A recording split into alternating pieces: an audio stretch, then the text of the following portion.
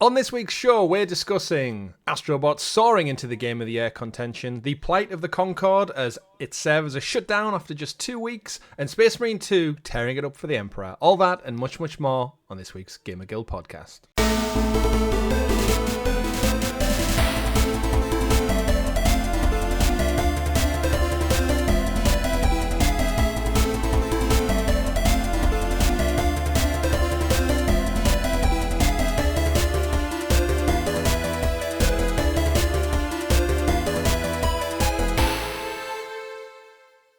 Good game, everyone, and welcome back to the GamerGuild Podcast, your weekly show where we round up all of the week's video game news for your listening or viewing pleasure right here on youtube.com/GamerGuildTV and all available up there in the digital clouds on your podcast platform of choice. Your podcast players for the week are myself, Chris at Arcane Rogue, and the man of many pixels, Mr. Richie at RichieC89. Welcome to the show. Thank you for having me.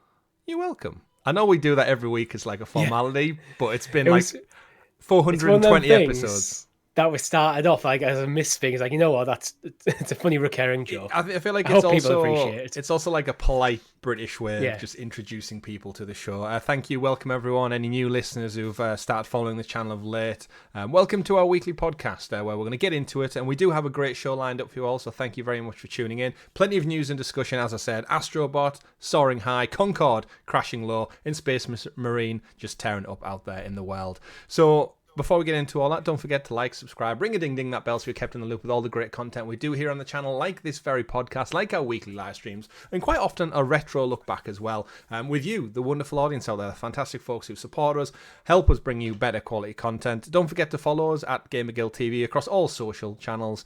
Threads, Richie, I've noticed Threads is starting to pick up a little bit more. There seems to be quite a lot of engagement over there. There's not a lot of that Twitter faff that's going on.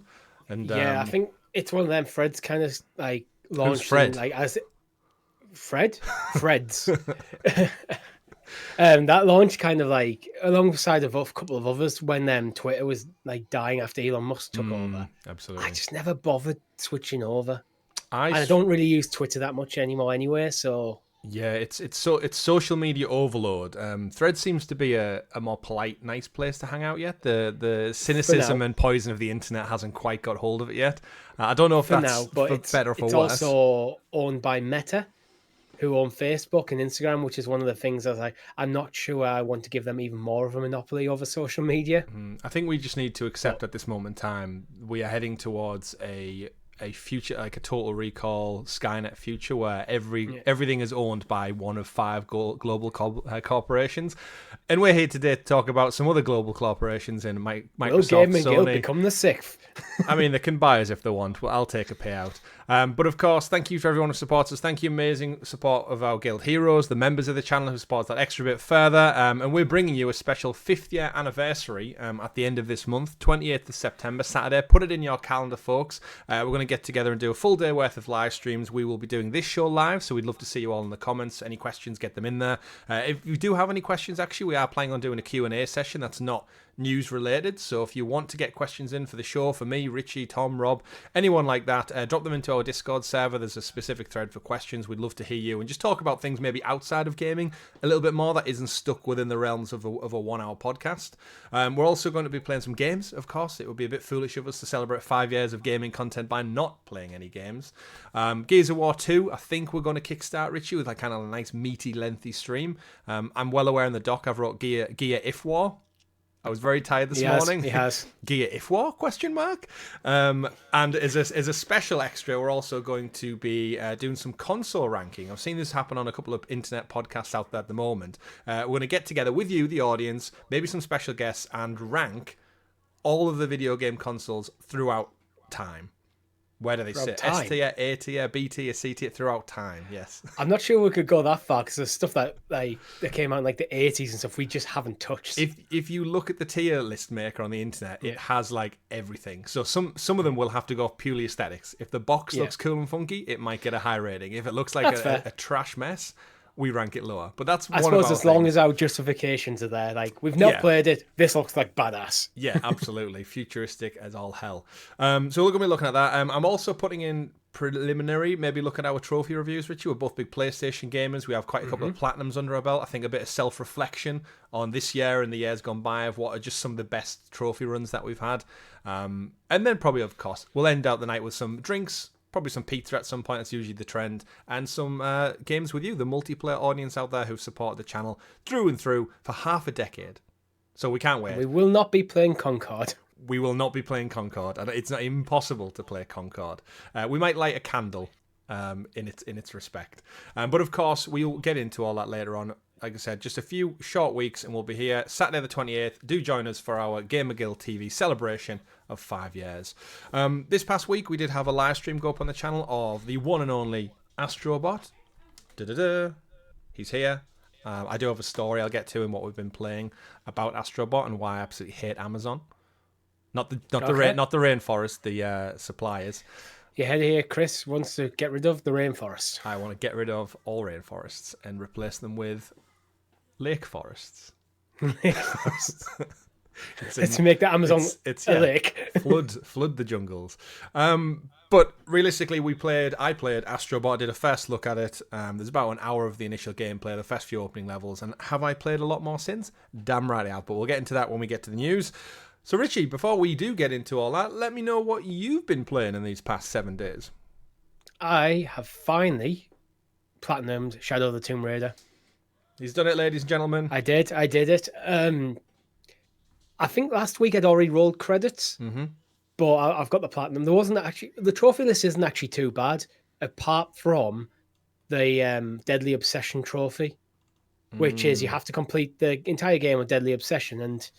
Deadly Obsession is the hardest difficulty mode in the game, but instead of in a lot of hard difficulties, you just your enemies have more health, there's more enemies, you have lower health, that kind of thing. Yeah, there's a bit of that. Combat, not really a problem. It's some of the traversal sections. Lara can be a little bit sketchy, like she'll just randomly jump off a cliff, or she'll throw a grappling hook, and it'll just miss. She got that Assassin's Creed syndrome, which isn't too bad on easier difficulties because you'll usually spawn at the last checkpoint, which is probably just before that section of the game anyway. So you're only a couple of minutes back. On Deadly Obsession, it only saves, barring 2 points I am aware of in the game, at camps. And there's less camps in the game. So sometimes you might be playing for half an hour between camps. And sometimes if you get to a section, I had a bug when there was at one point in the game, it's almost like a running section where you're running away from a load of enemies. The camera bugged, so it was facing me rather than facing behind me from behind, and that just meant that section was just not viable. So after about 5 attempts, so we're talking about good 2-3 hours to get to that section and then die, and then get to the next section and then die. Yeah.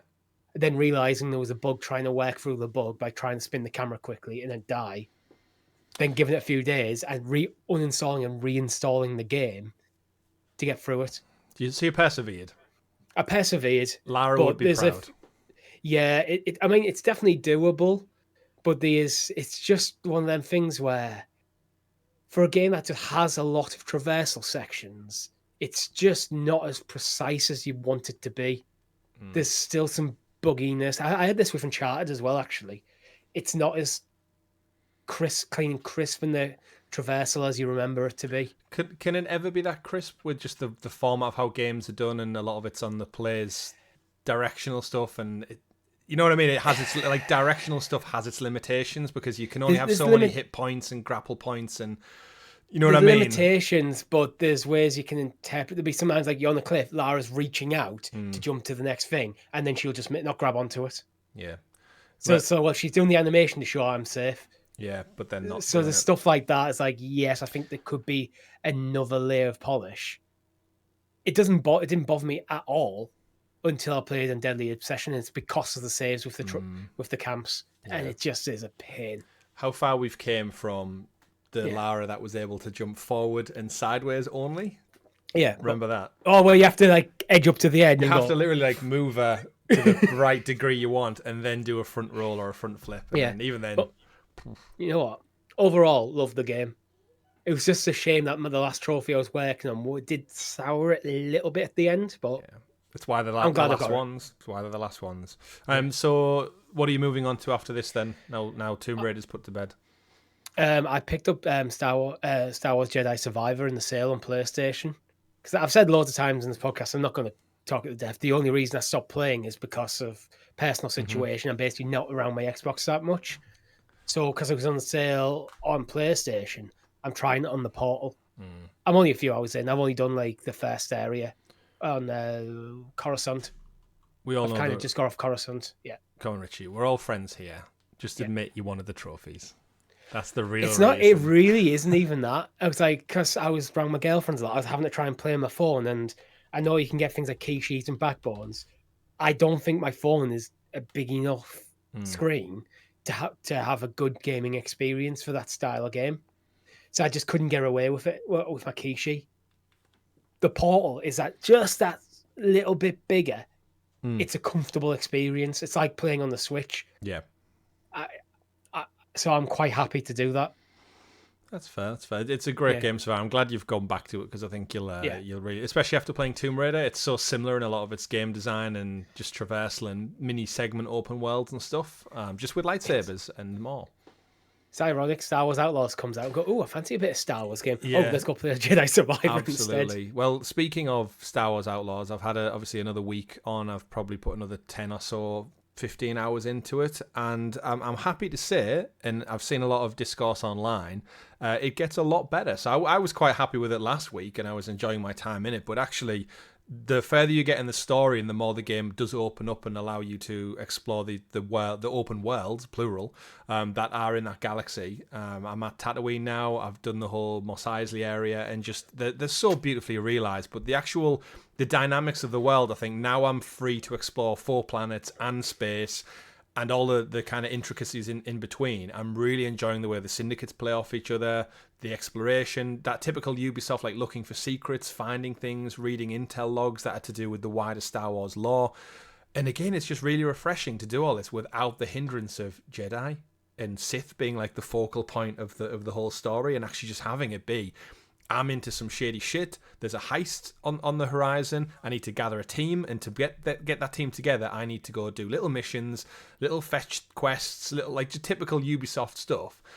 And yeah, the sound design, the visuals, like don't get me wrong, it's still got all its typical Ubisoft quirky bugs that we went through last week. But the game is really, really growing on me, and seemingly it's growing on the audience out there as well. So yeah, really happy to report. If you thought about Outlaws or if you've picked it up, just keep playing it, and it gets better with time, which is what you want in a game. You want it to get better rather than worse. I've seen about 5 to 10 hours of gameplay of it now because my girlfriend's playing through it. Mm-hmm.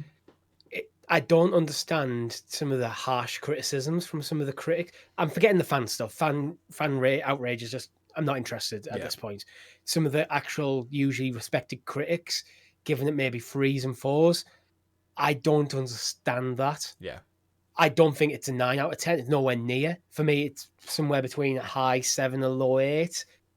It looks like it's just a largely very competent game. Mm-hmm. That is a Star Wars experience. It's a Ubisoft game. That's where Ubisoft usually falls. So if you have this expectation of it's going to be a Game of the Year contender, you're going to have a bad time because it's a Ubisoft game. They very rarely are. Mm-hmm. You need to if you set your expectations right, I think you're going to have a good time because it looks fun. Yeah. From what I've watched, and I'm usually quite critical of Ubisoft, and all the criticisms I have of Ubisoft are still there. But I knew about that, which is why I didn't want to put. It's why I was not willing to pay full price for it. Yeah. It's why I'm waiting to eventually maybe pick up on a sale, or might more likely steal my girlfriend's copy. I was waiting for that. Yeah, that was inevitably going. It's like I wouldn't, but I personally wouldn't. It's why I didn't pre-order it, because I wanted to see what the reviews were doing. I wanted to wait till fans got their hands on it to see what the actual game was like before I committed. Mm-hmm. But I can see myself playing it at some point. From an aesthetic standpoint, then, if you're observing it from a safe distance on the couch, right. Do you agree it doesn't look traditionally Ubisoft, like visually, because of the Star Wars skin over the whole thing? It looks like good. I like the Star Wars aesthetic over it.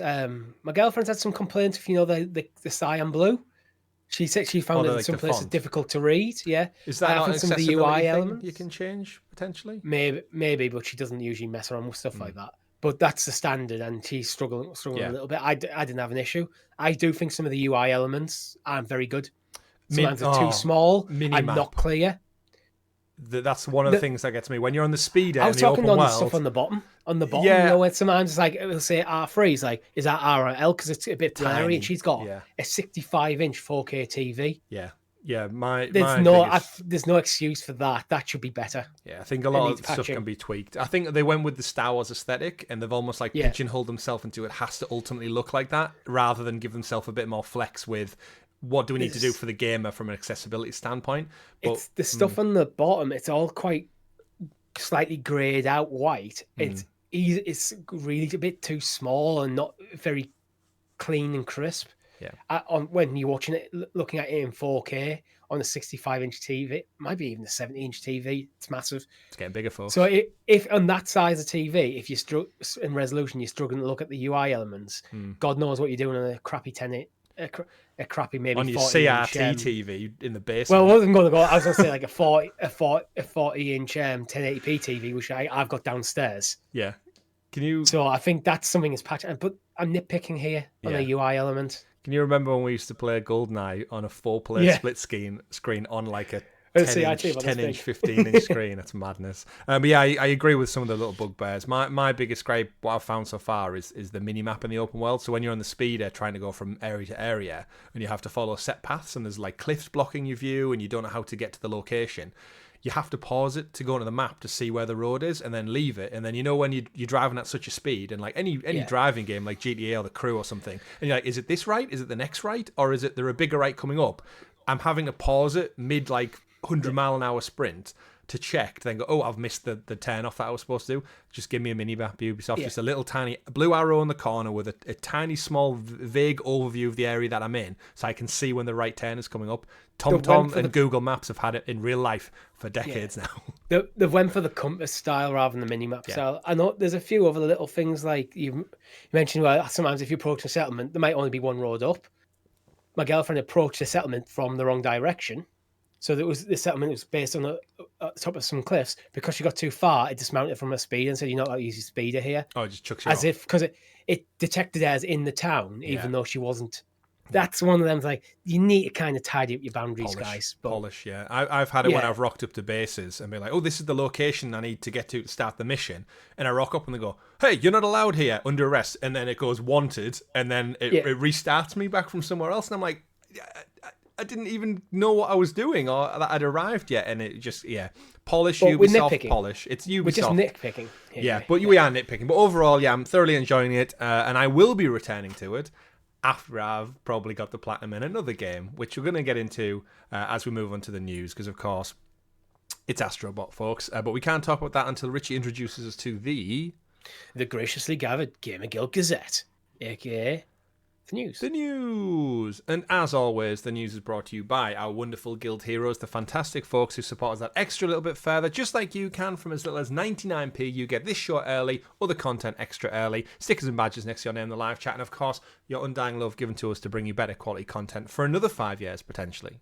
Another 5 years. So if you've listened for a while, if you've watched for a while, you've enjoyed our content, you enjoy our witty banter, then why not click join? Maybe just for a month, trial it out. 99p. What could go wrong? You can't buy anything for 99p nowadays, Richie. You can't even get a Wamba or a Freddo or whatever the equivalent is in other countries around the world. This is where our audience who are not from the UK, who grew up in the 90s and 2000s, go, what the fuck's a Wamba? Yeah, you'll have an equivalent. It's basically, there was a band in the 90s called Wham, and they took them, minced them down, made them into a small candy treat, and that's where Wambas come from. Yeah, pop and candy to hide the blood and the bones that are crushed in there, the sinew, and that's where that's where the unique flavour of a Wamba comes Cannibalism, but delicious. Yeah, I mean, no one's seen George Michael for many years now. True. Just saying. But of course, thank you for your support. We do appreciate it, and it's that type of sick humour that you'll find here on the channel. We do have a wonderful Discord as well. Link is in the description below. If you want to hang out with us throughout the week when we're not live on a show, do so by chatting along with us in the Discord. Right, Richie, it's here. The time is here. Our little friend Astro has arrived. Astro Bot, no subtitle, just Astro Bot. His first fully fledged game is here, and my word, the reviews are outstanding. 94 on Metacritic, which is universal acclaim. User score on Metacritic 9.6. Chris's score from my personal playthrough so far 10 out of 10. This, Richie, as we drill down and get into it, is my game of the year already. I can't say anything beating it. It's just doing it. I've just done a quick Google search for like PS5 games Metacritic. Mm-hmm. It's, if you exclude multi-platform stuff like Elden Ring and Baldur's Gate 2 and The Witcher 3 Wild Hunt, it's top. In fact, Elden Ring is one with a Metacritic of 96, so is Baldur's Gate 3 96, so showing for one. Then it's joint top for the highest Metascore for a PS5 game with The Witcher 3 Wild Hunt, God of War Ragnarok. Mm-hmm. Witcher 3 Wild Hunt, that's multi-platform, so if you can dismiss the first top 3 games, it's joint top as a PS5 exclusive with God of War Ragnarok. This is a game just to put it in perspective. Absolutely. And it's one of those where I feel like it's almost like after the news we get into with Concord and the layoffs in the industry and stuff, it's almost like this is the game the industry needs. A video game that is ultimately, at its heart, a video game. It's a goddamn video game, Chris. It's a 3D platformer with a cute character, fun, whimsy, bright, colourful worlds to explore.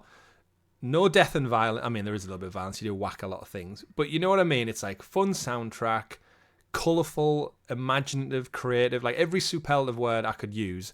I'm going to defer to a couple of reviews just to give our audience, rather than just my opinion. Push Square, the PlayStation platform website, give it a 10 out of 10, 100% score. Astro Bot is a stunning 3D platformer and easily among the best games in the PlayStation 5's library. It fully delivers on the promise of Astro's Playroom, building on the rock-solid core of tight controls and inventive gameplay and turning up everything to 11, with tons of stuff to see and do, almost endless fresh ideas, innovative use of the DualSense feature, and truly charming presentation. I lost the article there, sorry. It's a confident and cohesive experience that players of all ages will love. To top it off, it's the perfect game to celebrate PlayStation's upcoming 30th anniversary, reflecting on the myriad of games in the series that made the platform what it is today. So that's just one. Another one from VGC, Video Game Chronicle. They give it a 10 out of 10, 100% as well. Astro Bot isn't simply an enjoyable platformer with some nostalgia tying it together. It's a generationally impressive entry in the genre that understands PlayStation at an atomic level. The sheer level of joy in the game produces makes it impossible to compare it with anything. Sorry, every time I open up an article, I lose a couple of the words. To compare with anything other than Mario's very best adventure. Astro is no longer a vector through which reference PlayStation icons. He is a PlayStation icon. And it just goes on, Richie. Eurogamer, 100%, 10 out of 10. Pocketlin, IGN, give it a 9, I think. Gamerant, 100. The Sixth Axis, 100. VGC Games, 100. Games Radar, 100.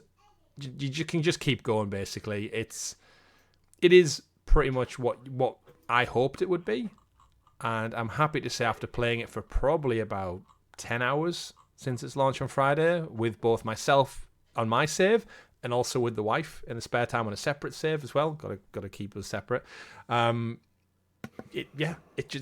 me questions, Richie. Let me tell you about it. Let me praise this game for what I can. I've been reading a few of the user reviews because it's critic reviews, 112 reviews at the time of recording, all of them positive. Mm-hmm. There's a few negative user reviews, and to be honest, they're all kind of either talking absolute nonsense or just calling it a Mario clone. It's a mascot platformer. Every mascot platformer is a Mario clone. Get over that shit. Welcome to the YouTube channel for merits. This game is reviewing way better than I expected to. I expected it to be good. Mm-hmm. This, for me, I think is easily. Hello, everyone, and odds on to be Game of the Year based on the reviews so far. What makes it so good? That's what I want to know, because there's a few people give it users like giving it 7 out of 10 because yeah, it makes good use of the PlayStation 5's hardware, but other than that, it's just a by numbers mascot platformer. What's the special sauce here? It's a hard one to pin down. It does everything Mario does perfectly. So like the exploration, the variety of worlds, the uniqueness of it all. What I think stands out for me is just the polish. Like I've played Mario 3D platformers, Sunshine Galaxy, N64, all of those ones, and they're all great, but I feel like as we push the boundaries of technology as well, the sheer detail and polish in this game is just second to none, and it is amplified a lot by the DualSense. So we know from the Playroom game, if you've played it on the PlayStation 5, if you haven't, that this is that's the perfect demo to gauge your interest for Astro Bot. It's built into every PlayStation 5. It's totally free. Go check that one out. In terms of just the sheer polish, I was saying to the wife when I was talking about it, like every little tree or character that you interact with, like even just like side characters who don't do anything, if you knock them or you punch them or you run into a tree, everything like ripples or glistens or has like an animation to go with it, and it's just the level of detail makes the whole world feel lived in, vibrant, and it makes me want to explore. Like every little plant and item that's stuck to a wall I'm interacting with just to see if something happens, and it's really piqued my curiosity where, because the nature of the game is you're saving astrobots, you're looking under every crevice and hole to find your fellow robots to save. It leads to exploration, which means little hidey holes, little secrets that you figure out. But what I think is really good is it doesn't every repeat... aspect of the game like kind of folds back into it. Every other aspect. It really, really does, and it's creative along the way, and it's just fun. The whimsy, the music is great. The game looks absolutely stunning as well. Great on the Portal because it's just a little platform. Very minimal instructions. It's basically jump and hover, punch, and then a couple of little like unique gadgets that come along the way. And I will say, to their credit, they never repeat and use the same gadget. It's literally all... I mean, you go back to some of them for like repetition's sake, but like every other area you go to, it's fresh and it's new. They're not using the same tropes that the first couple of games did. It's like all just unique, fun, new, and it uses the DualSense in such good ways. Which I should point out, I've not actually mentioned it yet. But Richie, oh, you've got it. There he is. He's got it, guys. For audio listeners, it is the Astro Bot controller with its little metallic sheen on the side, which is it's unique for a DualSense. We've not seen this like kind of two-tone separate plastic. There's like I think that looks better than the standard DualSense by far, to be honest. There's like little tech etchings along the side, like Astrobot style. We do have his eyes, which they're not LEDs that I did think initially. It probably would have put the price up. There's a side standard by side, DualSense for video listeners. Yeah, clear buttons, but obviously the accents inside have colour differently. And on the back, we've got little Astrobot head as well. You know, and I've been playing with this one specifically. Instead of the two-tone being where the sticks are, the two-tone being on the kind of handles, like the Astrobot, that's what you need to do going forward, PlayStation, because I've always hated, and to this day, hate the look of the DualSense and the PS5. It's an ugly console. The Astrobot controller, see, it can work in metallic blue, but the white and black I don't like. Yeah. But that's your default, though. It is. And that's always their plan, right? To sell you more as time goes on. But yeah, I've seen just people gushing over it. It's sold out. But a little side note rant, which I meant to mention before we got into this. My process for getting Astrobot, so I pre-ordered it 2 months ago in July to come on launch day through Amazon. And it got to Thursday morning. So bear in mind the game came out on Friday. And I got a notification from Amazon. Never happened before through Amazon. I don't know anyone. All of our listeners probably use Amazon as well. Security check with the payment details. So they just did like a random card check with my bank card. And I was awake at the time. It was like 8:30 in the morning. And it just came through and said, we're doing a security check on the app. So I went into it. We need you to update your payment details. Went in. Well, my card's still got another year left on it. So I'd literally just saved and submitted the exact same thing. What do you think happened in that 60-second window where I just resubmitted my exact same bank details? Cancelled your pre-order? Cancelled my pre-order. But then obviously I remedied it within 60 seconds, so I put it back in. What do you think happened to my pre-order? Do you think it came on launch day? No. Monday. So the day this... So 3 days later. 4 days later, you know, arguably. I've had something similar happen to me, actually. I think it might have been... is either Majora's Mask or Link Between Worlds. No, it must have been Majora's Mask because I think Between Worlds I got with my 3DS. Majora's Mask 3D, bought from Amazon. And although it didn't do a weird payment check thing, I just got a notification for saying it was because I pre-ordered. So a pre-order you expect on the day of launch that to be in your hands.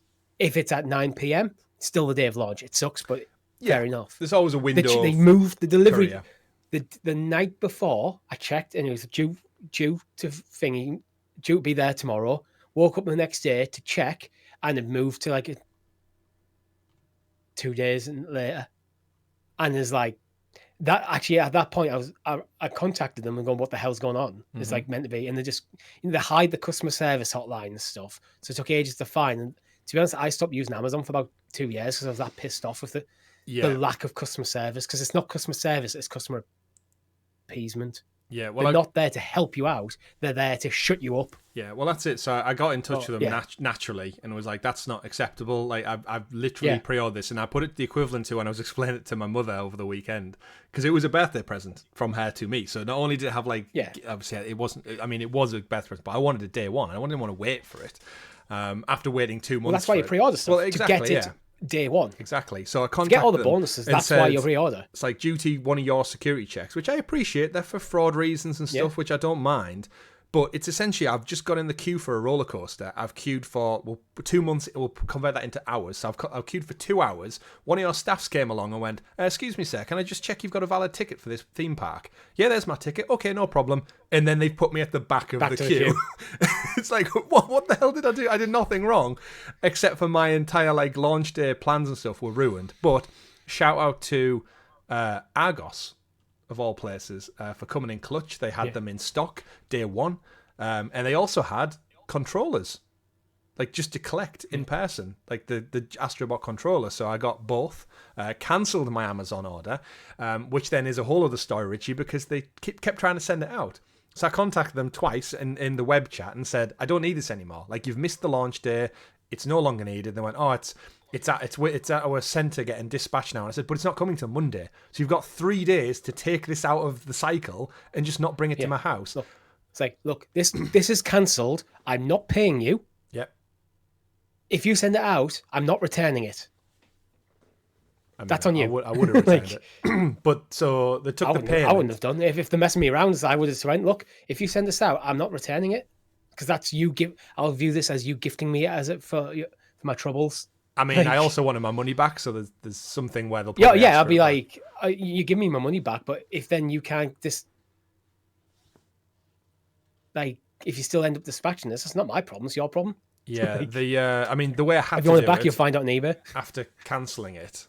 And the only way they could possibly remedy it was when the delivery driver came out to the house. I had to stop him on my driveway and say, "I don't want it," and he had to get back in his van, cancel it through his app, for it then to be refunded and sent back. Surely they've got better processes than that. I mean, surely someone at the customer service team can pick up a phone and ring the dispatch team. I mean, it's all automated, isn't this order number, but it might be all automated, but there surely should be some human component where someone in the customer service team can pick up the phone, ring the dispatch and go find order X, Y, Z. That's not going out. Yeah, and just take it out of the production line and put it back in the stockpile. I don't care how big you are. A system like that should always be in place. Yeah. So for events like this. So either way, I've got what I got. I've got what I got. And Argos, thank you very much for fixing my Friday afternoon, evening. And Amazon, sort your shit out, because it was just like I had heart palpitations, Richie. I was worried I wasn't going to get my pre-order, like typical nerdy first world stuff. But back to the game, as I said, I'd say just over a third of the way through. I've got 120 out of 300 odd Astro Bots saved. Again, the worlds are stunning, the boss fights are creative, and the way it leans into the PlayStation history is just it's beautiful. I find myself just like smiling along with like levels and like every little thing you find. It's like, oh, look at that, that's cool. One of the things it does really, really great is it's not really a spoiler, but for those who I guess don't want spoilers for some people that are in it, after you finish a boss fight, it opens up like a level that focuses on a PlayStation IP. Okay. So specifically, again, I'm not going to spoil it for anyone out there, but think of the PlayStation characters in their catalog and think of how an Astro Bot level would look if it was inspired by those IP. And you kind of get one of them after every boss fight. So think of the big ones. Think of some of the games you've played of late, Richie. I'm thinking God of War. I mean, that's in the trailer, that one, so it's... Oh, yeah, it's okay, there. I think I've got it. But it's not just run around as Astro Bot, it embodies the IP. So it's like, you can imagine the fun that ensues from that. The team Asobi taking those IP and getting to make their own. It's basically like Lego does with when they get a franchise. They reimagine it as their cute little family-friendly version, because God of War isn't family-friendly. And yeah, but they go back, they do some older IP, some God newer, of War is newer a IP. game about family. That is true. But yeah, in the Easter eggs and stuff, they're fine. They've done lots of third-party stuff, as we knew from last week's podcast, talking about the list. I've found some of my favourite mascots of all time in the game already, which I'm so glad they made happen. There's some omissions so far, which I think there's a couple of publishers who maybe didn't get on board. I heard an interview with the director this week saying every time they went out to an IP owner, they all wanted involved in it for the most part. They were like, oh, hell yeah, get us an Astro Bot. Like, they didn't even question it or ask for money. They were just like, yeah, use it, take it. Because everyone loved Astro Bot's Playroom. Well, they do. And yeah, just all things said and done, I'm having an absolute blast playing it on my own. I'm having a great time playing it with my wife because, again, it's one of those just family-friendly games where you don't need to be a hardcore gamer to understand. Jump, hit. And the game does so well at telling you the mechanics. Like, there's a lot of stuff like an item will be a specific colour or it will react with the world a specific way that you just naturally know what to do. Like, you can figure it out immediately. I've seen people playing it with like their 4-year-olds, their kids, their family, like just everyone. It's for all ages. Absolutely. And again, we spoke last week about people saying Astro isn't really a mascot. And I've seen some people say like, yeah, he's missing something, it's too generic. And I was like, well, no, Astro is the mascot. He is one of the bots. Astro is his name, and he's the mascot. I think he is a mascot. I don't think he's too generic. I think he works. He's iconic. Yeah. If you see him come up, you know who he is. Maybe he doesn't have the level of mascot fame as someone like Mario or Crash, but they've got that legacy they have from the era of the mascot platformers. Ask us again in 40, 25 years or whatever the other ones are up to. Yeah. And we'll get to it. But this is his first standalone non-VR game. Yeah. I will challenge you, That Richie. isn't really... Yeah. Because I had to do it on the live stream when I was playing the game. I started talking about it whilst I did the introduction. Can you name all of the games Astro Bot's featured in? No, but I'll give it a go. There's obviously Astro Bot's Playroom. Which was? Which one? That was the PlayStation 5 launch one, where it's basically a tech demo. Correct, yeah. There was VR Mission. Close. Rescue Mission. Rescue Mission, yeah. The VR one. Yeah. And then... There's the two I know of. That's why I said no beginning with. So, yeah, so Astro's first one was on when the PlayStation 4 launched with the camera. It was called Playroom VR.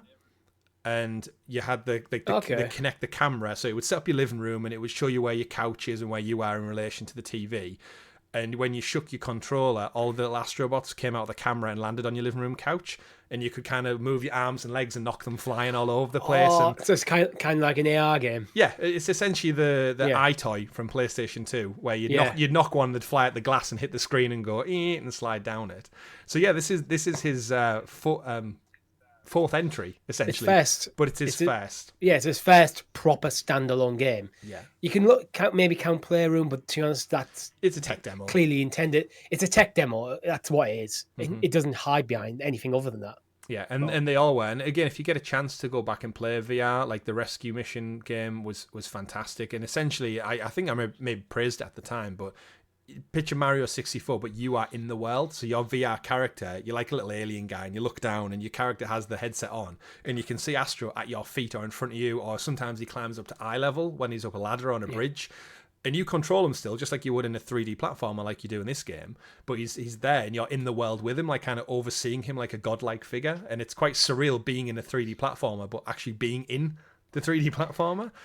So it's definitely worthwhile to check out. If you've got VR, it's one of the best VR titles, and that translates to this game. Yeah, I really, really hope on the back of this phenomenal success that Sony fully embrace Astro Bot as their mascot. Like, You can have others, but like how Mario is Nintendo's. But then you do have a whole cast of characters that can serve the role as well. Astro Bot could be the primary mascot for Sony. He's got the Sony bloody. He's got the current bloody color scheme as well. He looks like a Sony character. Yeah, he's more than like anyone like Sackboy or Crash Bandicoot ever did, really. Yeah, and obviously they don't own, like through other legal reasons, they don't own their own mascots. Like I'm sure this may have been a Crash game if they didn't sell up to Universal and then by proxy Microsoft. Same with Spyro and that. And we know some have came and went. Could you make this game with anyone other than Astro Bot though, because of all the PlayStation references and how integrated PlayStation is to that world? It's hard to say. But if you told me this game was exactly the same, but the character was Crash Bandicoot, and he was exploring through dimensions that Cortex has made, I could see it still working. I think, though, that would be... I think the reception for that would be, it's PlayStation, like, bigging up themselves, where because it's Astro Bot, it works. It feels right. It feels natural, where Crash would feel forced. Yeah, I mean, yes, pros and cons to both of it. And what I do hope... This really just reignites developers' edge, because I mean we'll get onto it in a bit, but the Concord news is obviously the other side of the coin. Where we'll pivot over to it. Yeah, where if anyone doesn't know, the news this week is like Astro immensely successful already, probably going to sell millions and millions of copies. Game of the Year contender. It's a single player 3D platformer, no online, no microtransactions, no skins, no season passes. On the flip side, though, Concord from Firewalk Studios, which launched just over 2 weeks ago, to pitiful numbers. We covered it on last week's show, Richie. I think it sold 25,000, 35,000 on Steam potentially. And Sony decided this past week, they put out a message saying the servers are going to be shut down indefinitely. And refunds for everyone. Refunds for people.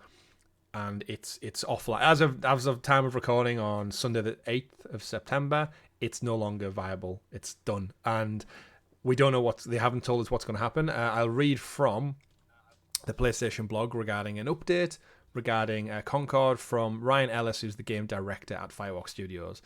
Concord fans, we've been listening closely to your feedback since the launch of Concord on PlayStation 5 and PC, and wanted to thank everyone who's joined us on the journey aboard the North Star. Your support and the passionate community that has grown around the game has meant the world to us. However, while many qualities of experience resonate with players, we also recognise that other aspects of the game and our initial launch didn't land the way we intended. Therefore, at this time, we've decided to take the game offline beginning September 6th and explore options, including those that will better reach our players. While we determine the best path ahead... You can? I was just going to interject where they say all aspects of the game. I don't think it's aspects of the game. I just don't think anyone cared about it. I haven't really seen much criticism of the game. Well, the game got seven I just haven't seen anyone care about the game.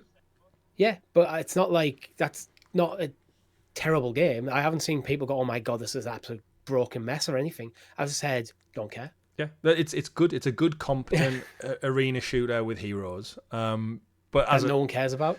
Well, yeah, and that's I guess the problem. To continue reading, while we determine the best path ahead, Concord sales will cease immediately and will begin to offer a full refund for all the gamers who've purchased the game for PS5 or PC. If you purchase the game, blah blah blah, a refund will be issued via your original payment method.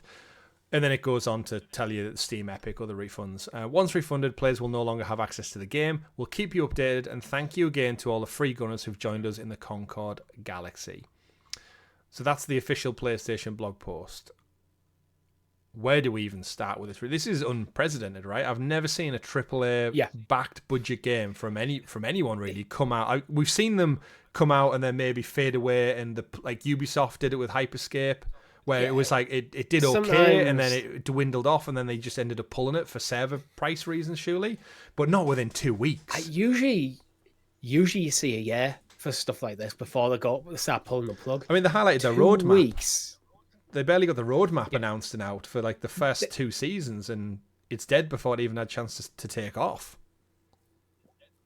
They made this decision so quickly that Concord branded DualSense controllers were probably still getting delivered to places.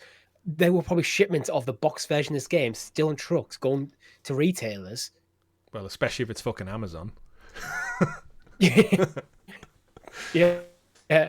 But you know what I mean? It's like that's how quick this decision's being made. It's like a lot of retailers probably haven't even got their stock on shelves for a lot of smaller retailers and stuff. Like it's unprecedented that in 2 weeks that they have enough data to go, oh shit, guys, this isn't going anywhere. It's I don't really know what else to say, to be honest. It's it's dead on arrival. It very much was dead on arrival. You've got to remember, there's like, is it 35 million? Or are we up to 60 now? PlayStation 5s in the wild. But the extra sting to this, Richie, is this came out on PC as well, and we saw the Steam numbers, the concurrence. I think we covered it last week. Sorry, Gollum had more peak concurrent players than this did. This is a live service multiplayer game intended for hundreds of thousands to play at once in massive multi-ranking systems. And Gollum, the worst rated game of last year, had more at its peak. As I've said time and time again when we've covered this game, is why would you play this game over something that already exists? And I don't think Sony have ever tried to answer that question. And that is, for me, the question. If you're making the games, I don't hate games as service, they're just not for me. But if you're making games as a service, that's the question you have to answer. Why this over that? Because there's so many games as a service games out there. To get an audience, you have to take it from somewhere else. There isn't much scope, I think, to develop new players into games as a service. There's a bit.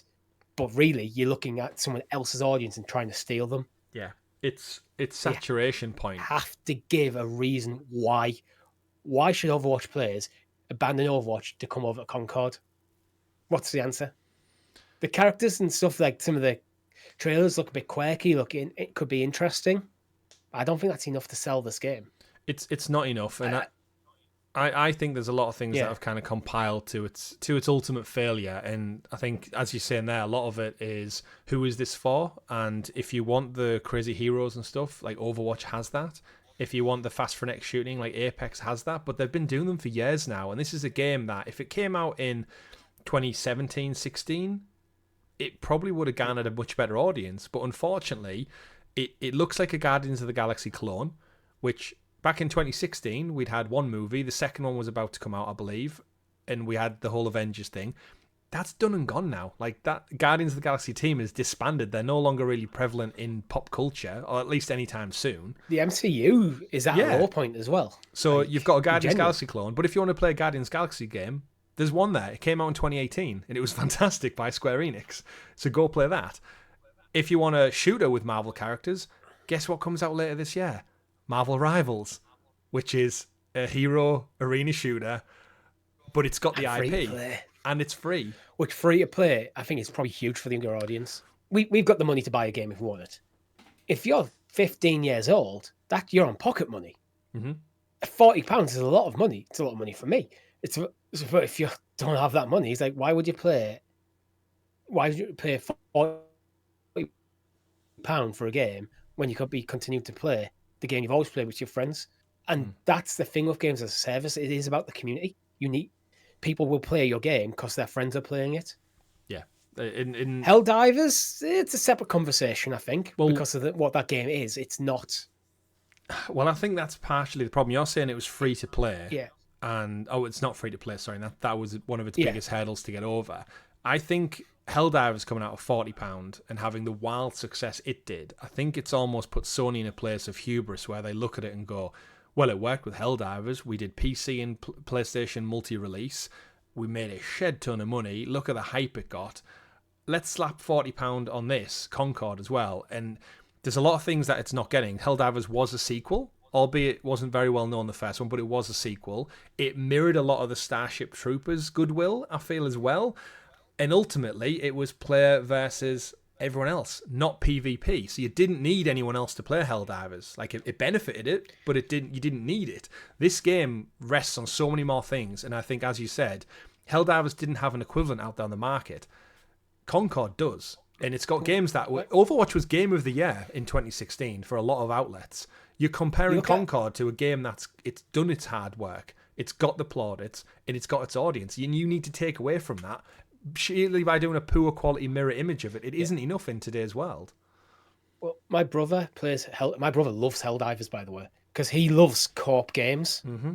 and he's always disappointed that there isn't many. He's not really a single player game, but he also isn't a PvP gamer. Yeah. So he loves co-op games. Him and his mate Peter play a lot of. I see them all the time on Discord, like playing Helldivers on PC. Mm-hmm. So Helldivers attracts people like that, gamers who are in their mid to late 30s who like to just socialize, playing with one or two friends, and jump in and play a game while they're having a natter or maybe a beer or something or whatever. He wouldn't touch Concord. He'd go nowhere near it, and he wouldn't buy a console. So this is the thing where Helldivers has attracted a lot of kind of hardcore PC gamers who tend, let's be fair, probably skew older than console gamers in terms of the average age. Yeah, I would say so. I think Helldivers is a unique gem that can carve out its own niche. Yeah. And a strong one. Concord is put slap bang in the middle of a very crowded niche. That's why I look at them different. Helldivers is off to the side. It's a single player game that's predominantly happens to be online, playing with other people, rather than this is a multiplayer PvP game. So you need the audience there. It does also help that Helldivers is absolutely fantastic and fun as well. Like Helldivers was my game of the year until Astro Bot. Like, even though it is more 10 years ago, online, Concord I think is a success. Yeah, I agree. It's just not the right time. Drilling down a little bit deeper into Sony's reason behind it, as we said, this has never happened before. They've never taken a live game. I mean, they've not had many, to be fair, but outside of Helldivers, this was their second crack of the whip, and 2 weeks, and they're just like, you know what, pull it. So I guess follow-up questions for that, Richie. One, will Concord be back in some guise? I think surely is the next step not free to play, PlayStation Plus? Like, are they just totally right? Is this a tax write-off, basically? Are they doing a Warner Brothers and just going, you know what, we've refunded everyone, therefore we can look at this from a financial standpoint and go right off the 200 plus million, and it's just done. We'll count our loss and we'll move on. I think they've looked at the sales within the first 2 weeks and went, sales have probably already plateaued. The game's going nowhere. To keep the servers online, keep this going, will cost them more money. Probably than it would be to just kill the game and give the refunds. I don't necessarily think it's a tax write-off. It's like trying to keep this alive. It's just going to cost us a shit ton of money. And is it realistically ever going to be profitable? Probably not. So kill it before you sink too much time and effort in. Yeah, I think that's why they're probably not thinking about the tax. They'll probably think about the tax when they start doing the bookkeeping on it properly, rather than like what's the projection in terms of the finance of this. It's a financial decision. There's no hiding that. Yeah, they've made a financial decision to end this game. It almost mirrors the same difficulties Warner Brothers had with, they put out Suicide Squad, cost them a shed ton of money, but they were saved by the success of Hogwarts Legacy. In a weird way, Concord shit the bed and cost them a ton of money, and the random unfound success of Helldivers will balance the books, for lack of a better term, over the long tax year and financials. I think, I don't think it's a tax write-off. I do think, because the game's finished, and it's playable, and it's a good game. Remember, this game got 7s across the board for the most part. It's on par with Star Wars Outlaws as far as reviews go. I think this should have always been a PlayStation Plus game. We saw things like Fall Guys and stuff do really well. Rocket League did mega well for being on PlayStation Plus because it got the players in on the ground level. I think if you're a kid, as you said, and you don't have £40 to spend, you are more than likely going to check this out over a weekend if it's free, as opposed to going, Mum, Dad, can I have a £40 please to play this unknown title? No, Timmy, go play Overwatch. You've been playing that for years. Or Minecraft, or one of the other many, many free titles now. And I think if I was at Sony, I think the game's received well enough from a review standpoint to maybe put it on ice for a month or so and then come back and say, look, it's free on PlayStation Plus. Here's a bunch of freebie perks, whatever the skins and stuff are, to kind of just give it that edge and have at least one last effort, because you've got a studio sat there essentially not do anything if that's the case. I don't know. I think either you need to be put it into like hibernation for a significant period of time to overhaul what the game is, or you need to change the business model and go again and hope. But you only get one shot at that, so they need to probably take the time to think through what is the best approach. And going by the blog, it seems they think it was the gameplay that wasn't well received. I don't necessarily think it's the gameplay. The gameplay looks absolutely fine. It looks exactly what you'd expect an arena shooter to be. Mm-hmm. It's what's the special sauce of this game? As I mentioned with Astro Bot, what's the special sauce that makes it stand out in a genre? And you could tell me that. What is it in this game? I don't think they know. I really don't know. I honestly think, unfortunately, for this game, it's probably... Maybe you put this on ice, you bring out an animated series, get people to fall in love with the characters and that, well, then you bring back the game or something. I really don't know. Well, funny you should mention that, because... How you handle this. In the Amazon animated show, which was revealed at Gamescom, the Secret Level animated series, one of the episodes is focused on Concord. And they've had to come out and say, like, I know the game's on ice at the moment, but the Concord episode will still be... is part of the series. Who knows what that looks like? It's obviously going to be the characters from the game. Well, you've got an episode from an Amazon launch coming. Stick it, go free. Just stick it, one last chance, free to play. Here you go, guys. And roll the dice on it with that level to a dual launch to try and get back in. Use that level, that Amazon show to get you back in the headlines. Go free to play. And you have to recalibrate how your monetization structure. Yeah, you might get a few people in. You might be able to call back, but I don't know. I really don't know who's going to go for it. Yeah, it's an odd one all around. The thing is, because it's 7 out of 10, while it's a competent game like Star Wars Outlaws, a competent game, is that enough to for people to give it a second shot? I don't know. I mean, it has Star Wars, the other one, so it's got an IP under it, like Marvel Rivals. It has the weight of history and legacy. And Star Wars Outlaws are also a single player game. You mentioned the Star Wars IP. There's people who look at it and go, it's only 7 out of 10. I wish it was looking at an 8 or 9, but I like Star Wars. I like open world Ubisoft games. I'm going to go for it. Yeah. It's maybe telling that PlayStation seemingly didn't push this themselves. We just had Gamescom, which is the largest fan event in this industry of the year, and there was no presence there. They weren't shown off on the show floor. There was no promotional material. They weren't on stage at any event. Jeff Keighley didn't put another trailer out there to like celebrate the imminent launch of the game.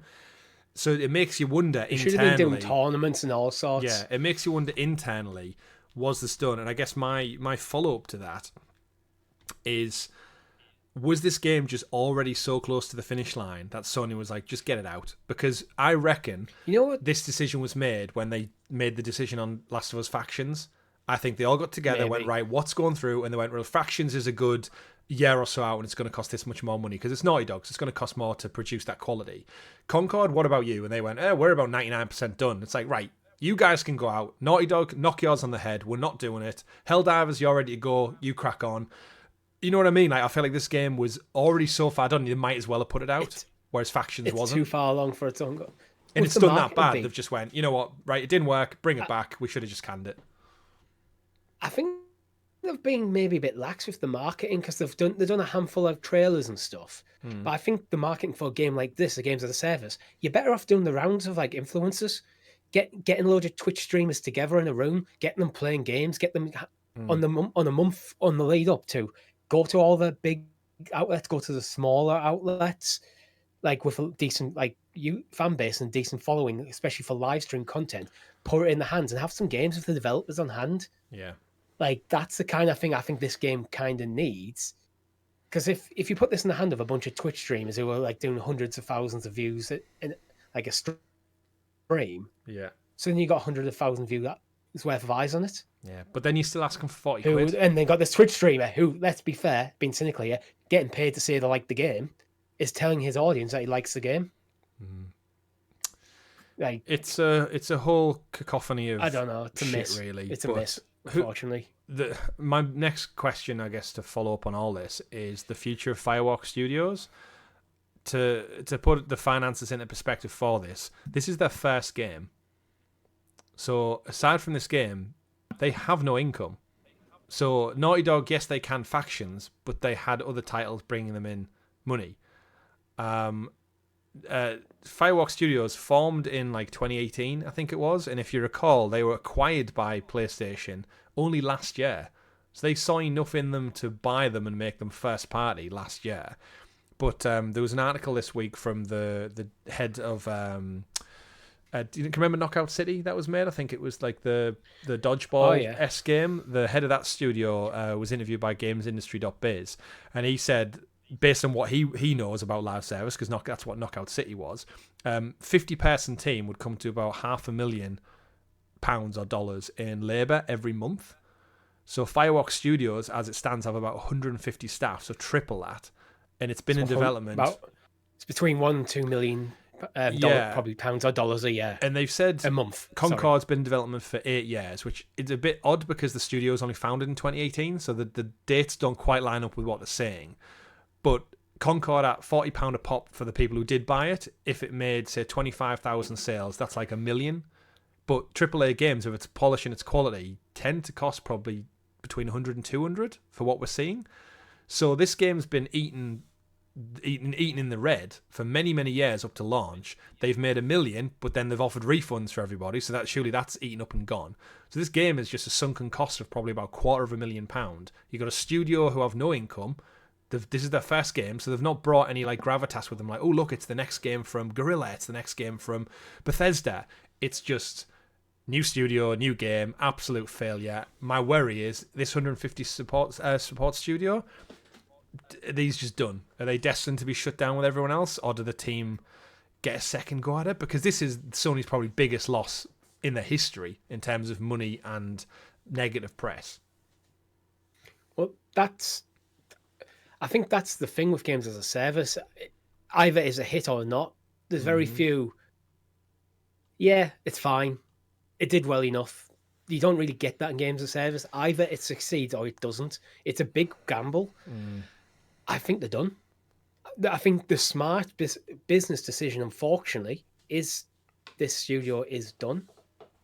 Yeah, they've not got any pedigree to go back to. They've not got any IP that they can go, oh, well, it's okay. Concord wasn't good, but let's go back to our great platformer we made in the 2000s or our great shooter we used to make. It's like, no, this is it. This is all you have on the table. It depends what Sony has in the works, because maybe you can move a lot of these staff into other projects and different teams. You can maybe kit out Firewalk to be Astro Bot Support Studio for other games as a service stuff. I was thinking they keep them in the games as a service stuff, because I don't think Sony are wrong to do some games as a service stuff. You might need some, like maybe Firewalk becomes a support studio for Bungie. Helldivers. Like Helldivers, they need more people to work, because like they're quite slow at getting updates out at the moment. I think they've got like a 60-day plan, but it's like they've had no new content out since February, really. Like skins is one thing, but for a live service, it'd be difficult if you're going, assuming you're putting a pin in Concord, it's done. It's not coming back. It'd be difficult to justify giving that studio green light another project. But you can't. That doesn't mean you have to get rid of the staff. Doesn't mean you have to get rid of the studio. It's like, what can we do with that? Like, as you mentioned, Helldivers, this looks like they could do with a hand. So, okay, Firewalk, we're going to transition you to be a support studio for Helldivers. Those who don't want to do that, here's a bunch of opportunities within the Sony family. That is the advantage of being a huge publisher. You can go, right, you're going there, you're going there, you're going there, you're going there, you're going there, and you can just move people into projects and try and retain the your talent. Yeah, the people, that try and retain the people. The studio's a name. It's the people that matter. Yeah, I completely agree. So if you can find a way to utilize them, and there's probably ways to do that within Sony. Some people will lose their jobs. Just, I hope Sony is smart and empathetic to their people to find a way to minimize that. Yeah, and realistically, that's the cost of failure.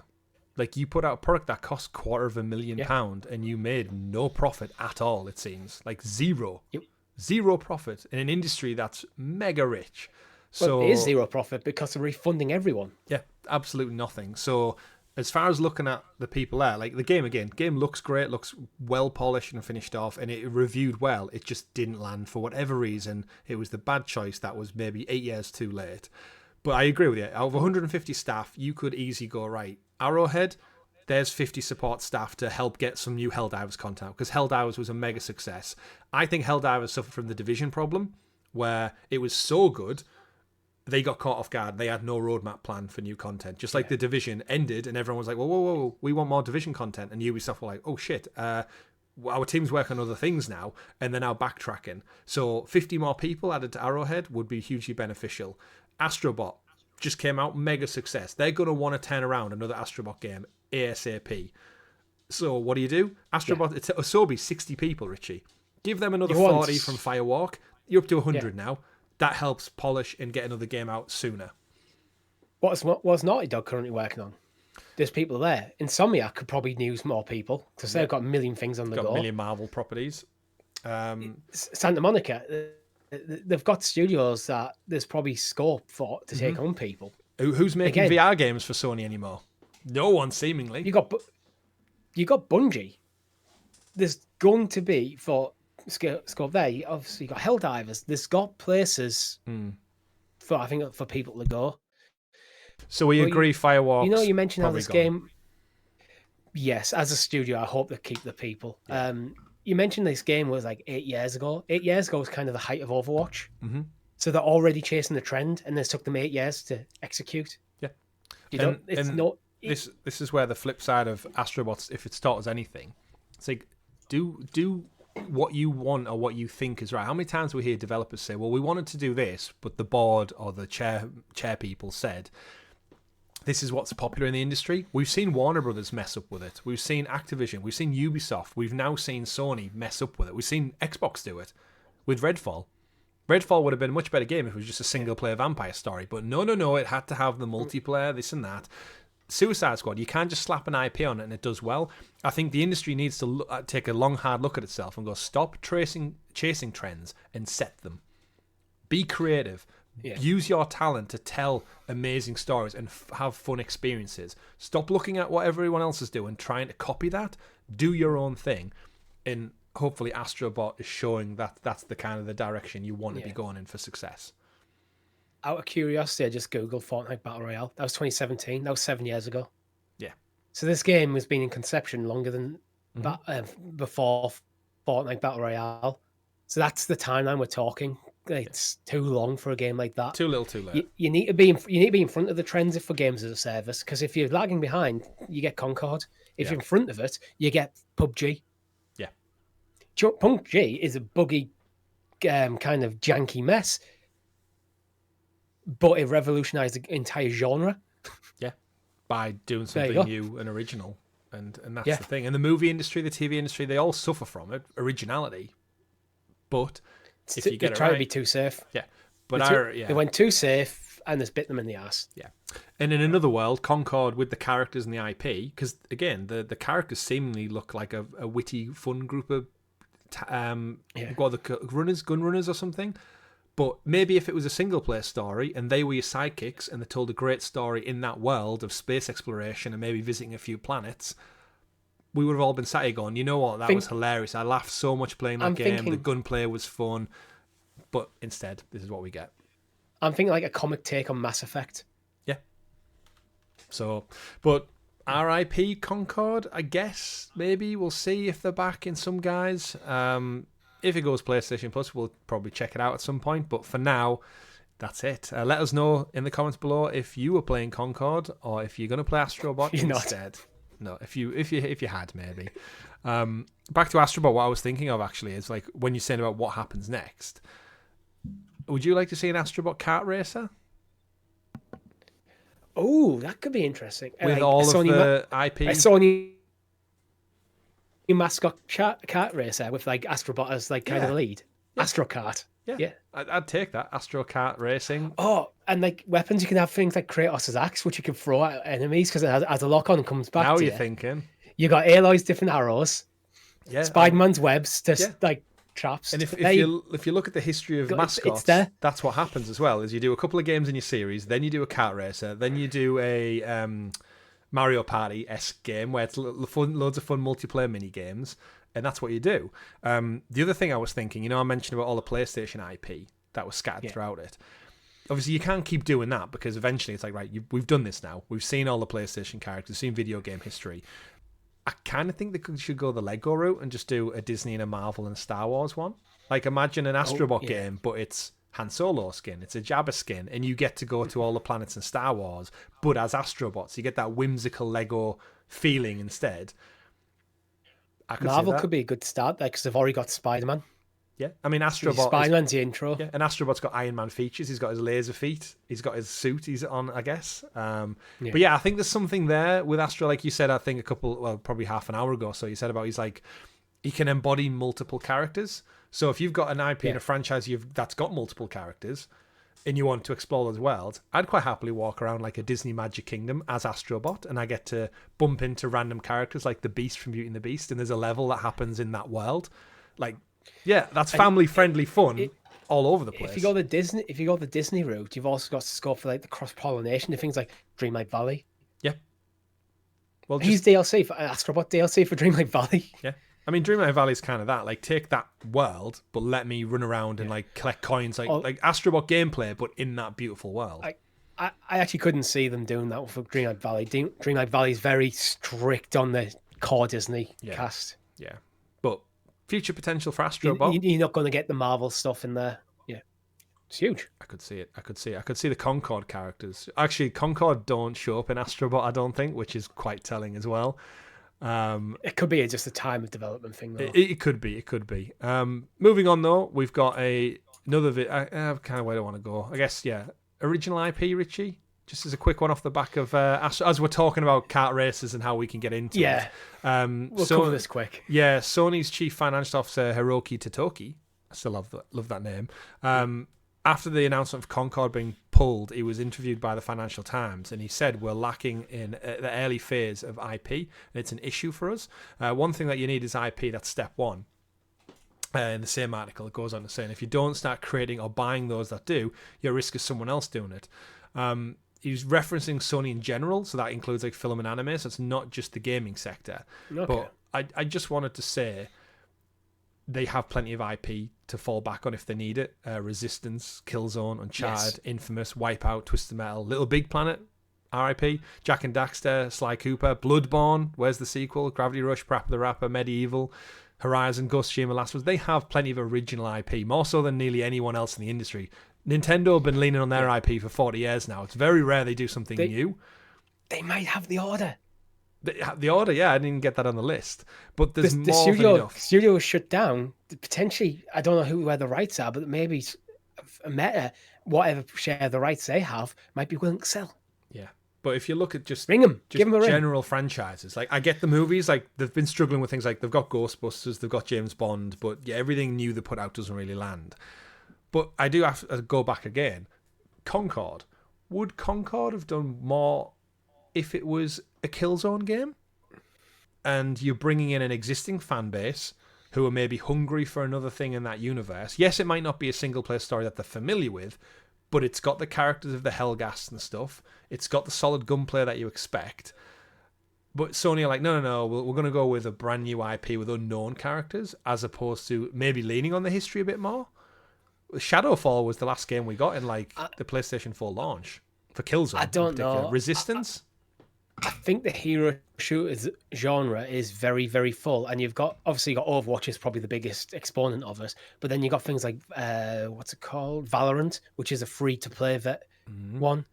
So I think there's already saturation there. I think unless it was like a huge IP, I don't think I don't think the IP with Concord's the problem. I think it's the time of release. It's probably at least 5 years late, and it's how it was marketed, and the fact that it just didn't seem to do anything new or groundbreaking in the genre. It just seemed to me another solid exponent of a genre that's already saturated. But did you ever play the Killzone games? I did not. Or any of them? They are like the solid shooters. The Hellgast is some very interesting villains. It's one of those titles and one of those franchises that I feel like if you went back to it now, it probably holds up quite well. You know, like a lot of the old PS3 360 ones have done when we've gone back, like Gears. It's like, oh shit, this actually looks great still. Yeah. Plays quite well. But yeah, it's interesting. But yeah, franchises through and through. Infamous as well. Like they've got stuff to do. It's just rather than put all our eggs Infamous in this live. needs to come back. Yeah. Instead, when in a world where superheroes do so well, why wouldn't you do it? But then after the success of Astro, you've got to imagine they're looking at Sackboy, Sly Cooper, Jack and Daxter, and going like, look, we've got another couple of platformers here that could benefit. Even if they don't want Infamous to be a game, it's a TV. There's a TV show in there, or a movie. Superhero. movie. Look how successful The Boys has been. Like as a dark, grittier, like superhero thing. Mm-hmm. Infamous. That's what Infamous kind of is. I think there's something good in there. Twisted Metal, I don't care about. Yeah, but they did better than I was expecting it to.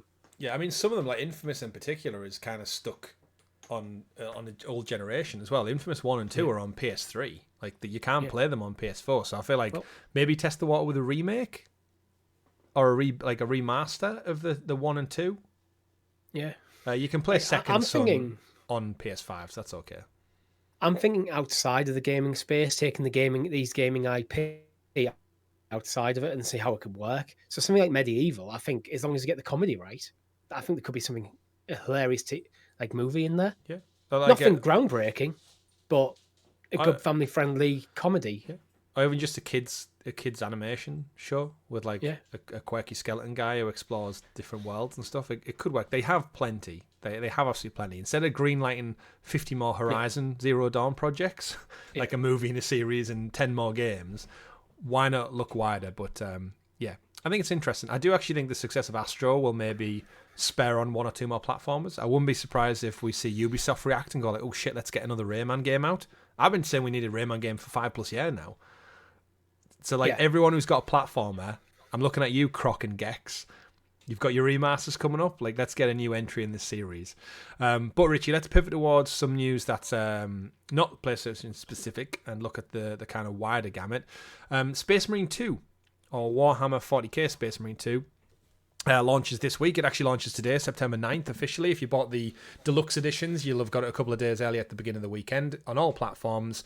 It too is doing really, really well. So for every Concord, there's something else on the other side of the coin. Warhammer 40,000 Space Marine 2 is currently sitting at an 83 on Metacritic. It's getting great reviews, 8s and 9s all over the board. Of course, we have the full gameplay of Space Marine 1 up on our channel now, played on PlayStation 3, speaking of old titles.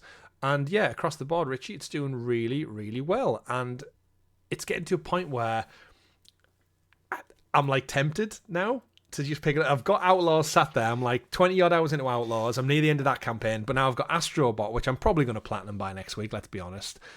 And then this coming out, I'm looking at it, I'm like, you know what? I could probably go for some. I think it might be because I really enjoy Space Marine 1. I think you'd really enjoy it as well, just for that that Warhammer world is so rich and good and fun. Yeah.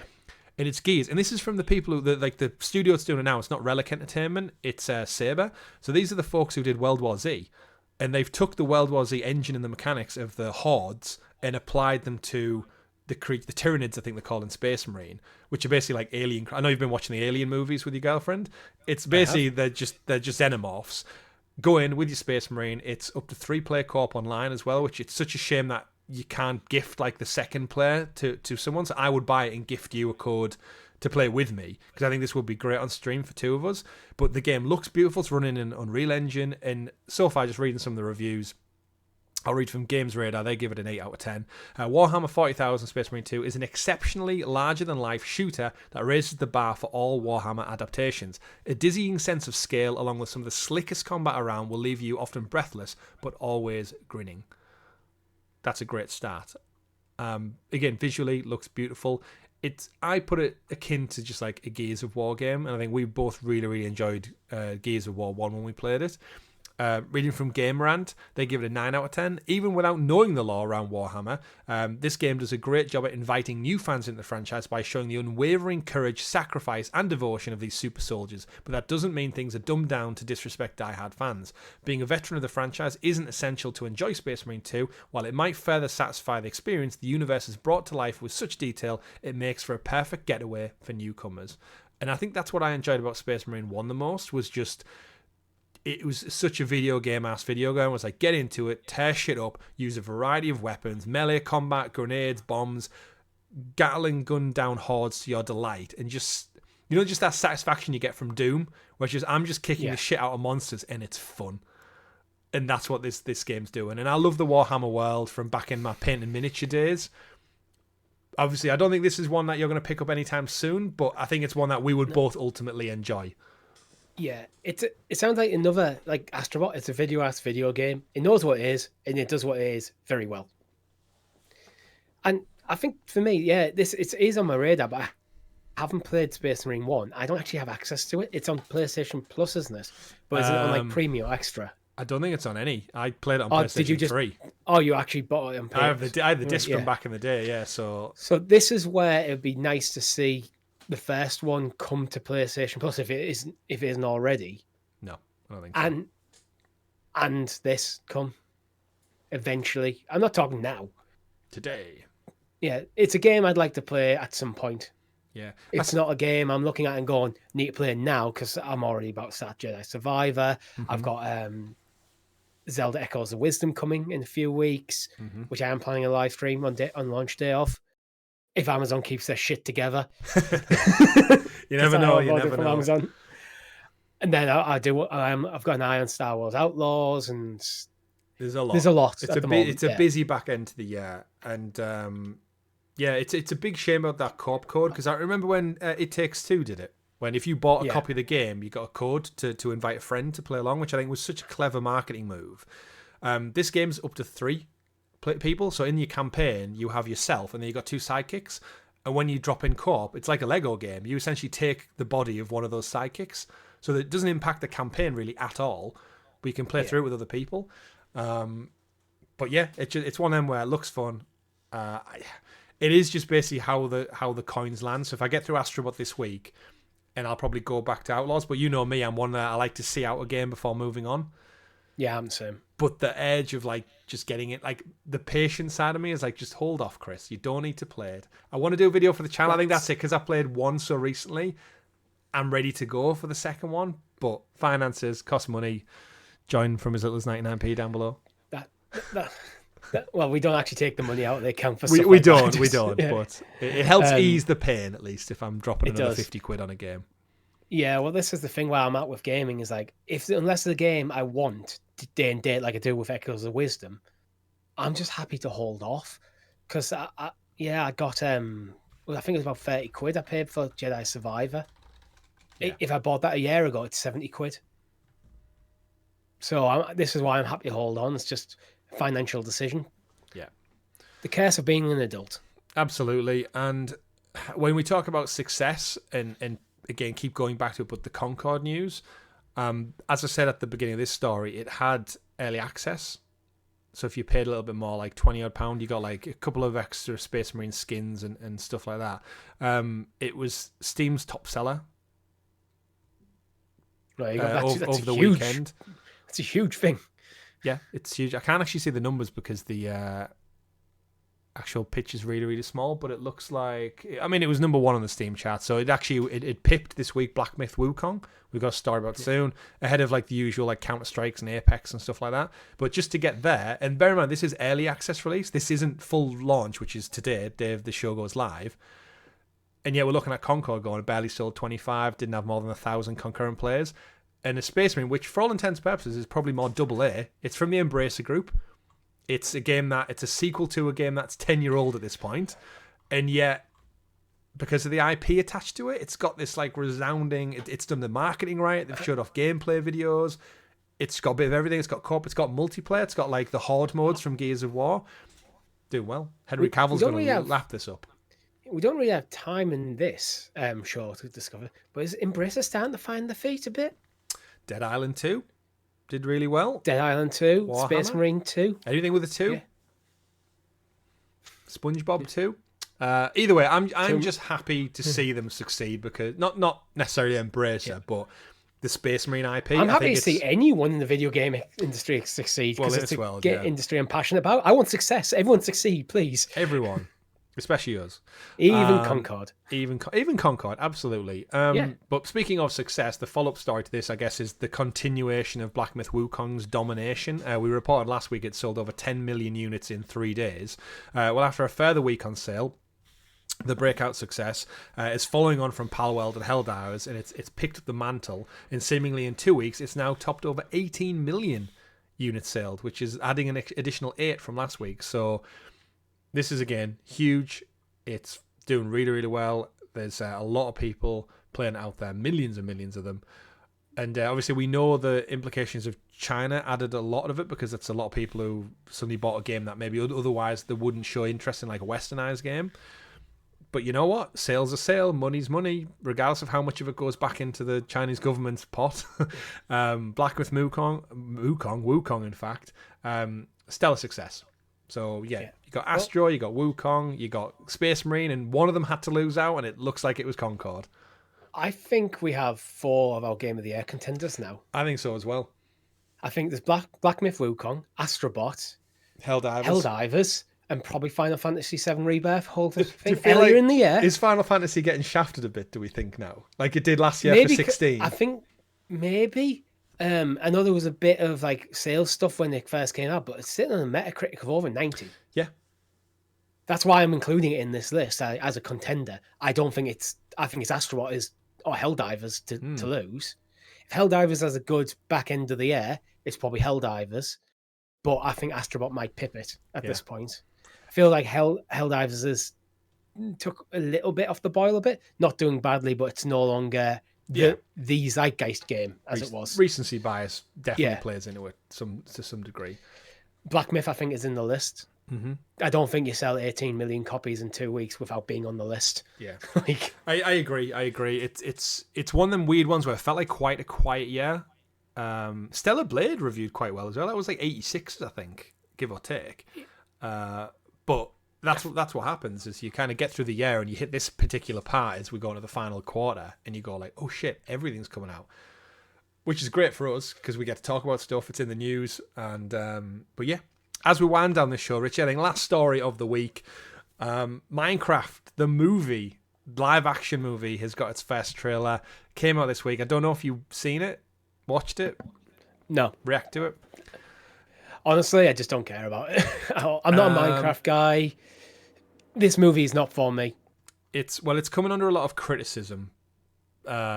More so because it is live action, and I think Minecraft would have maybe benefited from just being pure animation.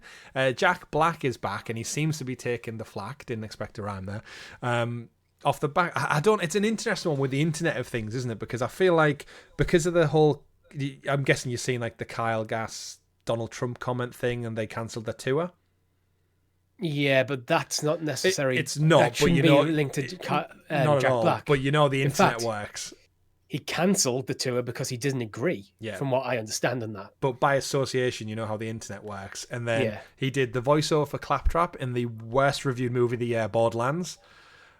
And it's almost like now things seem to be turning on him, which the internet's the internet. I don't care. I love Jack Black. I think he's fantastic. But being in this, he's essentially Minecraft Steve. And he rocks up in the trailer, which I'm sure you're watching now, and just goes like, oh, I'm Steve. And he's just wearing a T-shirt, basically. And it just looks like Jack Black just walking on a set in a T-shirt. And the other bunch of characters don't get it. And people have been criticising the animations, maybe of some of the characters that they're beloved for being in Minecraft. This feels like a movie that should have been animated. I've seen a lot of people joke and say the Minecraft Story Mode, which is the Telltale game that came out like 6-7 years ago. They're apologizing to that now, saying we actually got a Minecraft movie and it was playable and it was by Telltale at the height of their success. I have the Platinum Trophy in Minecraft Story Mode. I think there was a second one, I can't really remember it. I enjoyed it. It was just Minecraft graphics with Patton Oswalt doing the voice of the main guy. Steve. I think it was Steve. And it was fun and it was enjoyable and my decisions had impact and it told a story. But yeah, this trailer it's got like World of Warcraft movie vibes to it, where I don't think it's what the fans want. And Jack Black's maybe, in the live actions, maybe a bit overspent. I think yes and no. I think this is probably going to be a massive success. What I think we're hearing is you're hearing the long-standing Minecraft fans who are probably in the mid-30s going, oh my God, they're making a kids movie out of this. But I'm looking at this and going, this is a kids movie. It's got video game movie vibes, and like we've had really good adaptations of late, but I do think it's got like just big movie vibes where they're like just taking an IP, make something with it. It's got the kind of juvenile humor, like there's a pink sheep doing like yawning and stuff. It's like that. I think kids seem to gravitate towards. Where I'm just like, meh. That's why I said this is not for me. Yeah, and I think you have to understand that. While you may be a Minecraft fan, everything Minecraft does might not be for you, and this is probably one of them situations. I think so. There's certain IP. Like I've enjoyed the Sonic movies as a Sonic fan. See, I am a Sonic fan, but I found the portrayal of Sonic in Sonic 1 very irritating. I agree. It wasn't probably closer to the character counterpart, which in the second and third movie, it seems to be like they're getting more there, and they're getting away from that. I'm an old man. It's a kid's movie. I think a lot of movies, they've just gone through that phase where it's like, right, put them in the real world. So like with Sonic, it's like, right, let's just take San Francisco, let's just take some real actors, and we'll add him into it. So it's not actually focused on the worlds that we know in the games. Yeah. It's like, at what point in this Minecraft movie are these human beings? Is the opening 20 minutes of the Minecraft movie just shot in New York? And they go through a portal that takes them to Minecraft world. So we actually get the cheap part of the movie, which saves millions of pounds because it's not animated, of them just recording on the streets buying a hot dog. And then, they get sucked into a portal Jumanji style. And then now we're in the animation. I do agree, it feels like a Minecraft movie should be an animated film. I also think Jack Black's probably a mistake because he's been in too much recently. He's a video game fan. Yeah, he is, but he's also Claptrap. He's also Bowser. It's like you can't cast him in everything. Yeah, you should just go back and do Jablinski games again on YouTube and just play random games with his kids. Yeah, like he did through lockdown. That was funny. But he's got that song. What's the video game song? Don't want to play video games no more. Don't play video games. I don't know if I've heard it. Tenacious D. It's called Video Games, I think. It's like 2 minutes long. Give it a listen. It's quite good. Red Dead Redemption is not a game. It's what are the lyrics? Red Dead Redemption is not a game. It's a way of life or something like that. It's quite a fun video actually. But we end every show every week as we do. We're looking at this day in video game history. September 8th is the date of recording. Anything stand out for you on this day? I want to go back a day. You want to go back a day? To the Saturday, September the 7th. Because we have a banger. Is it Final Fantasy by any chance? Which one? You tell me. You're the Final Fantasy guy. So 27 years ago, Final Fantasy VII, which is a game that's still in one of the greatest games of all time conversation, came out. 25 years ago, Final Fantasy VIII came out. Not a bad day for Final Fantasy fans. No, 20 years ago, Pokemon Fire Red and Leaf Green came out. Amazing games. They were the remakes, right? Like they're the remakes of the original ones. Actual remakes of the original ones. And to this day, they're the versions. If you want to play a Gen 1, that I'd go for. Right. Forget the Let's Go shit. They're the ones. Right.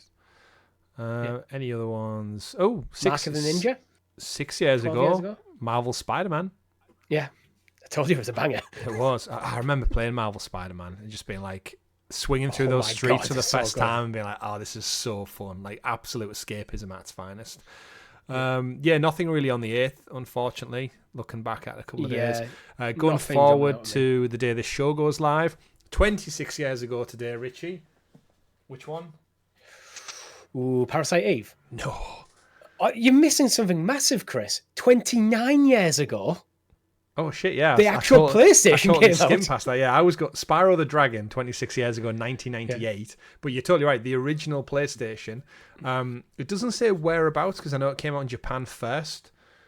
But yeah, 29 years ago, 1995, the PlayStation 1. Oh yeah, it can't be. It must have been Japan because they're celebrating it in December. Yeah, the 30th anniversary. So I'm guessing it was worldwide 30th. Yeah, it did. So in Japan, 29 years ago. 25 years ago, the Dreamcast. Dreamcast, wow. Oh, wait there, that was 9999, wasn't it? Yeah, 1999. Yeah, it launched on like one of the coolest dates you could possibly get. September 9th month, 1999. Oh, what a chance. Which Bethesda game was supposed to launch on 11/11/11? Was it Fallout or Skyrim? I'm sure one of them came out on... I want to say Skyrim for the... I'm not sure without looking up, but the timeline for that feels like Skyrim. Yeah, something like that. It's always cool when things line up for dates like that. And 10 years ago, Destiny on PlayStation 3 and 360, which is like, when you hear that, you're like, oh shit, yeah. It's like GTA. But yeah, what a couple of days then for video games and consoles, seemingly. Just like what a day for this very podcast. Thank you very much to everyone who's listened and tuned in. Don't forget to like, subscribe, ring back the bell so you're kept in the loop with all the great content we do here. Like our weekly live streams, we'll have one lined up for this week. Keep tuned and locked in for Thursday or Friday. Again, we do have our 5th year anniversary coming at the end of the month, so join us for the podcast live, get in the chat, join us, a Q&A, Gears of War, some multiplayer game with you, the audience, our console ranking and trophy reviews, and much, much more. Maybe some giveaways as well. Just a couple short weeks away. Thank you very much for tuning in, everyone. My name's been Chris. And I've been Richie. We've been the GamerGuild Podcast right here on GamerGuild TV. Thank you very much. Have a great week. And remember, folks, play whatever makes you the happiest. Bye. Bye.